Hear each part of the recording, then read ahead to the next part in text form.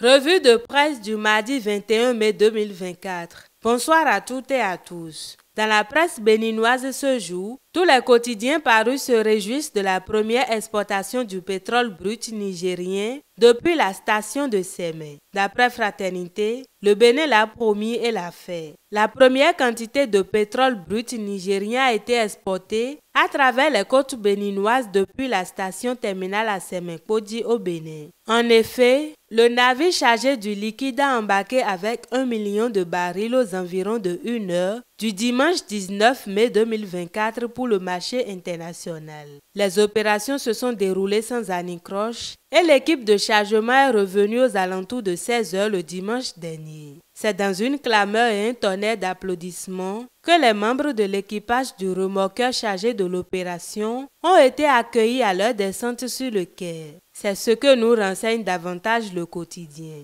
Cette démarche est la toute première dans l'histoire entre le Bénin et le Niger, mentionne le potentiel. Alors que les populations béninoises et nigériennes félicitent leurs dirigeants respectifs, certains activistes par leur sortie médiatique enveniment la situation. À en croire le matinal, Kemi Seba est un antipatriote qui se révèle. Selon le journal, Stélio Gilles Kakotidji alias Kemi Seba est un danger pour le Bénin. Le faux panafricaniste l'a démontré à suffisance dans la crise qui oppose le Bénin au Niger à travers une conférence de presse qu'il a organisée le week-end écoulé à Niamey. À cette occasion, il a argué de l'existence de légionnaires noirs dans son Bénin natal alors que les autorités nigériennes évoquent à tort des bases militaires. Parlons à présent de la tournée gouvernementale en perspective. Le quotidien Diakpata nous apprend que la course pour les échéances de 2026 est lancée. Une tournée gouvernementale est en cours dans les 77 communes du Bénin. À travers cette initiative, l'exécutif entend aller au contact des populations afin de les entretenir sur les actions engagées pour l'essor du pays sous le régime de la rupture.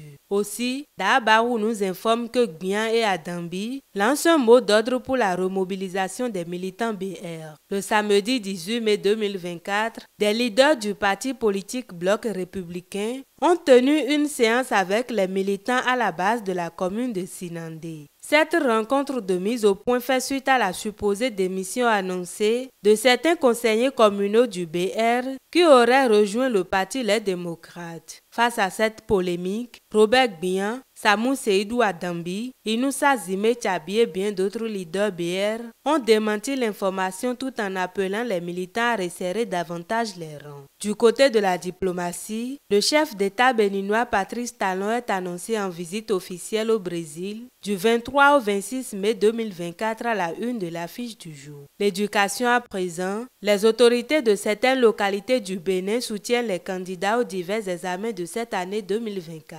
L'affiche du jour indique que le maire Yankoti fait don des fascicules Mon CEP en poche aux candidats du CEP 2024 du Porto-Nouveau. Les candidats au CEP de Godomé et d'Agbo-Tagon ont aussi bénéficié de la générosité de Hippolyte Arondemé, béninois de la diaspora, a révélé Défi Info. Ces candidats de l'EPP Godomé Centre, Placom et Agbo-Tagon ont été dotés de kits d'examen, a ajouté l'observateur. Dans les autres sujets d'actualité, un nourrisson a été repêché vivant d'un WC à Houiogbe dans le département du Mono. Sa génitrice a été appréhendée et conduite au commissariat hier selon l'observateur. Le matinal nous annonce aussi qu'il y a eu un naufrage mortel au large des côtes tunisiennes dans la nuit du jeudi 16 au 17 mai 2024. Plusieurs migrants clandestins béninois ont perdu leur vie dans les eaux de la Tunisie. La priorité livre les causes et conséquences du rapatriement des rescapés béninois actés par le gouvernement. Claudine Prudencio remercie le gouvernement pour leur sérénité dans la recherche et l'identification des corps des victimes du naufrage. Par cette occasion, elle attire l'attention des jeunes sur les conséquences de l'immigration clandestine, a écrit à sa une Défi Info. Actualité sportive pour finir. D'après le matinal,